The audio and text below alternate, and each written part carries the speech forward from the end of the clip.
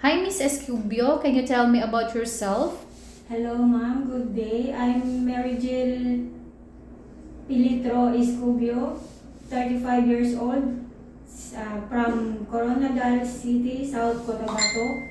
Single. I have no kids. Okay. How many siblings do you have? I have 2 brothers and 4 sisters.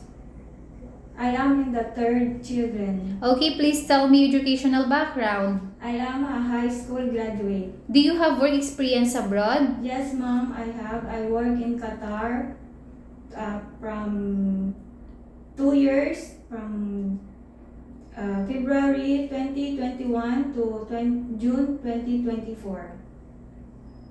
What is your work duties? I do all the chores like ironing, cleaning, laundry, car washing, and do the marketing. Did you also taking care of the children? Yes, ma'am. I taking care of children. The first one is 4 years old. The second one is 3 years old. Okay, did you finish your contract? Yes, ma'am. I finished. How would you describe yourself? I am honest, hardworking, and cheerful and loving mother. Do you have any tattoo? No, ma'am. Did you undergo to any kind of surgery? No, ma'am. Why do you want to work abroad? I want to support my family financially and save money for my future kids.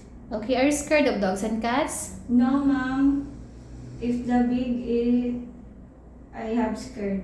Okay, please give me your idea how you can take care of naughty children and children with tantrums. I talk to them calmly in a calm voice. Okay, that will be all. Thank you. Thank you.